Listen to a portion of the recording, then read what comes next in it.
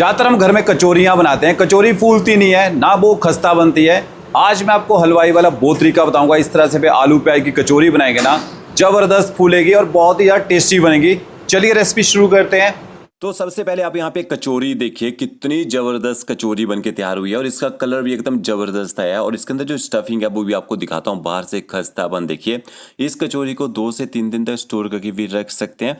तो यहाँ पे सबसे पहले आपने डो लगाना है। डो लगाने के लिए आपको यहाँ पे मैदा चाहिए होगा। तो 300 ग्राम यहाँ पे मैंने मैदा लिया। 300 ग्राम में आपकी 20 से 22 कचौरियाँ बनके तैयार हो जाएंगी। मैदे में आपने 1 चम्मच यहाँ पे नमक डाल देना है। अच्छी तरह से नमक को मिक्स कर लीजिए। अगर आप मैदा नहीं खाते हैं, मैदे की जगह आटे से भी बना सकते हैं। और कचौरी को खस्ता करने के लिए आपको यहाँ पे घी चाहिए होगा। तो 50 ग्राम मैंने इसके अंदर घी ऐड किया है। घी को भी आपने अच्छी तरह से मिक्स कर लेना है। घी ना हो, घी की जगह ऑयल का यूज़ भी यहाँ पे आप कर सकते हैं। तो ये देखिए तब तक मिक्स करना है जब तक यहाँ पे मैदा और घी जो अच्छे से बाइंड ना हो जाए। तो ये देखिए अच्छी तरह से मैंने मैदे और घी को मिक्स कर लिया, इस तरह से बाइंड होने चाहिए। अब आपने इसमें पानी ऐड करना है। तो नॉर्मल पानी का आपने यूज़ करना है डो लगाने के लिए। और ये देखिए इस तरह से पानी ऐड कीजिए। जो आपने डो लगाना है कचौरी का, वो थोड़ा यहाँ पे सॉफ्ट होना चाहिए। ज़्यादा आपने टाइट डो का यूज़ नहीं करना है। सॉफ्ट डो लगाने से आपकी हर कचौरी एकदम ज़बरदस्त तरीके से फूलती है और कचौरी को ना बेलना भी नहीं पड़ता है।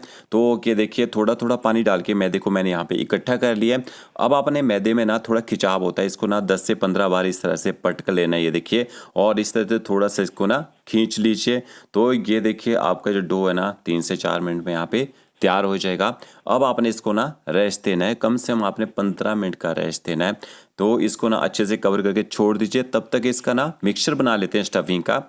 2 प्याज का यहाँ पे मैंने यूज़ किया। अगर आप प्याज नहीं खाते हैं, प्याज को स्किप कर सकते हैं। तो प्याज को आपने फाइन चॉप कर लेना है और 4 से 5 आप यहाँ पे बॉयल आलू ले लीजिए। तो यहाँ पे आलू को आपने ग्रेटर की सहायता से यहाँ पे ग्रेट कर लेना है। तो ये देखिए सारे आलू मैंने ग्रेट कर लिए। अब कचौरी का एक मसाला बनाया जाता है, उससे बहुत ही बढ़िया फ्लेवर आता है। 2 आप साबुत मिर्च लीजिए, उसको आपने तोड़ के डालना है, बीज जो आपने इसके निकाल देने हैं। 1 छोटा चम्मच आपने साबुत जीरा लेना है। 1 बड़ा चम्मच आपने साबुत धनिया यूज़ करना है। 1 छोटा चम्मच आपने इसके अंदर सौंफ ऐड करनी है। थोड़ी काली मिर्च डालना चाहे काली मिर्च भी डाल सकते हैं। ये जो मसाले हैं ना, इनको आपने 2 से 3 मिनट तक थोड़ा ड्राई रोस्ट कर लेना है। और ड्राई रोस्ट करके आपने इस मसाले को ना ठंडा करना है। ठंडा करके आप इसको ना या तो कूट के डालिएगा या फिर आप इसको दरदरा सा क्रश करके डालिएगा। तो ये देखिए मसाले ड्राई रोस्ट हो चुके हैं। ठंडा कर लीजिए, इनको दरदरा सा क्रश कर लीजिए। इस मसाले से कचौरी के अंदर ना बहुत ही बढ़िया फ्लेवर आता है। तो ये देखिए मसाले क्रश कर लिए। अब आपने कढ़ाई लेनी है। 1 बड़ा चम्मच आप इसमें ऑयल ऐड कीजिए। ऑयल को थोड़ा सा आपने गर्म कर लेना है। जो मसाला आपने कूट के रखा होगा ना, ये मसाला यहाँ पे ऐड कर देना है। और इनके साथ में थोड़ा सा आपने हींग भी ऐड करनी है। कचौरी में हींग अच्छा फ्लेवर देती है। अब गैस की फ्लेम आपने मीडियम रखनी है। मीडियम फ्लेम में मसालों को थोड़ा सा यहाँ पे ऑयल में ना पका लीजिए और अच्छा फ्लेवर देंगे। तो ये देखिए मसालों में थोड़ा सा कलर चेंज हो चुका है। अब आपने इसमें बारीक कटा हुआ प्याज ऐड कर देना है। और प्याज डालने के बाद आपने गैस की जो फ्लेम है ना, वो हाई करनी है। हाई फ्लेम में आपने 3 से 4 मिनट तक प्याज को थोड़ा पका लेना है। ज़्यादा आपने गोल्डन ब्राउन नहीं करना है। थोड़ा कचौरी के अंदर जो प्याज है ना, वो कच्चा ही रखा जाता है, ठीक है। तो ये देखिए प्याज को मैंने अच्छी तरह से यहाँ पे पका लिया है। अब आपने इसमें अदरक लहसुन का पेस्ट ऐड करना है। 1 छोटा चम्मच भर के डाल दीजिए। अदरक लहसुन के पेस्ट को भी मिक्स कर लेना है और थोड़ी देर अदरक लहसुन के पेस्ट को भी पका लीजिएगा, ताकि इसका जो कच्चा टेस्ट है ना, वो यहाँ पे खत्म हो जाए। फिर मसाले ऐड करने हैं। आधा चम्मच आप इसमें नमक ऐड कीजिए। आधा चम्मच आपने इसमें हल्दी पाउडर ऐड करना है। 1 छोटा चम्मच भर के आप इसमें कश्मीरी लाल मिर्च पाउडर ऐड कीजिए। तीखे वाला मिर्च पाउडर यूज़ नहीं किया यहाँ पे मैंने, ठीक है। इसके साथ में थोड़ी सी आपने कसूरी मेथी ऐड करनी है। गरम मसाला पाउडर ऐड करेंगे बिल्कुल थोड़ा सा। अच्छी तरह से आपने सारे इंग्रेडिएंट्स को यहाँ पे मिक्स कर लेना है। थोड़ा खट्टा टेस्ट लाना चाहें तो यहाँ पे आमचूर पाउडर का यूज़ भी कर सकते हैं। तो मसालों को मैंने 30 से 40 सेकंड तक पका लिया है। अब आपने जो आलू यहाँ पे ग्रेट करके रखे होंगे ना, आलू भी ऐड कर देने हैं। और आलू को आपने प्याज और मसालों के साथ में अच्छी तरह से मिक्स कर लेना है और थोड़ा सा मसालों के साथ भून भी लीजिए। तो ये देखिए मसाला कचौरी का यहाँ पे स्टफिंग का तैयार हो चुका है।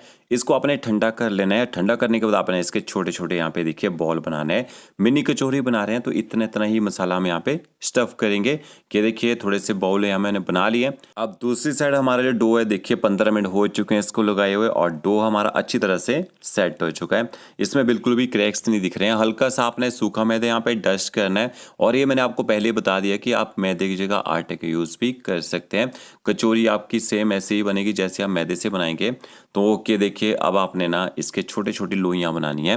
तो इस तरह से पहले इसको ना थोड़ा सा लंबा कर लीजिए खींच के, और इस तरह से छोटे छोटे से पेड़े बनाने हैं, ठीक है। ज़्यादा बड़ा साइज में नहीं बनाना है, नहीं तो कचौरी मोटी रहती है और वो खस्ता भी नहीं बनती है। अब आपने ना इसको देखिए बेलने की जरूरत भी नहीं होती है, सॉफ्ट डो लगाया होगा ना, तो इस तरह से साइडों को थोड़ा सा पतला कर लीजिए, बीच से आपने इसको थोड़ा मोटा रखना है, और इस तरह से सेंटर में देखिए स्टफिंग का मसाला रख दीजिए। जैसे आप पराठा सर्व करते हैं वैसे आपने घुमा घुमा के इसको ना इस तरह से देखिए बंद कर लेना है। बंद करने के बाद इसको थोड़ा सा ऊपर को एक्स्ट्रा जो आपका डो बच जाएगा ना, कि देखिए इस तरह से तोड़ देना है। ऐसे तोड़ने से क्या होगा, आपकी कचौरी ना फ्राई करते टाइम में खुलती नहीं है। बहुत सारी प्रॉब्लम्स आती है कि वह फ्राई करते ना, अगर आपने इसको अच्छे से बंद नहीं किया होगा वो खुल जाती है। और ये देखिए हल्का सा इसको हाथ से ऐसे दबा देना है।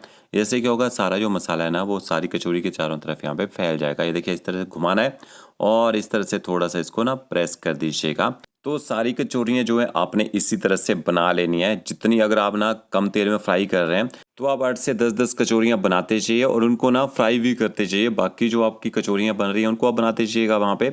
अब यहाँ पे मेन होता है इसको फ्राई करने का टेम्परेचर। कि देखिए जब फ्राई करने के लिए ऑयल का टेम्परेचर आपने ना बिल्कुल लो रखना है यहाँ पे स्टार्टिंग में।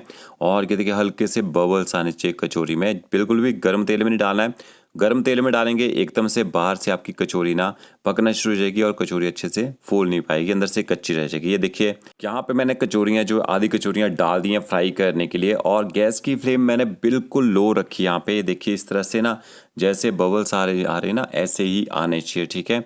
जब तक कचौरी ऑयल के ऊपर घूमना शुरू नहीं होगी तब तक आपने इतना ही टेम्परेचर रखना है।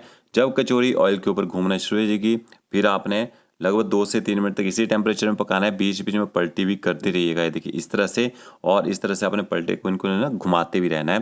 थोड़ा इनको घुमाएंगे, कचौरियाँ ना अच्छी तरह से फूल जाएंगी। अब हमारी कचौरियाँ देखिए अच्छे से फूल चुकी हैं। 6 से 7 मिनट तक आपने मीडियम फ्लेम में पकाना है, और उसके बाद आपने गैस की जो फ्लेम है ना वो मीडियम टू हाई कर देनी है।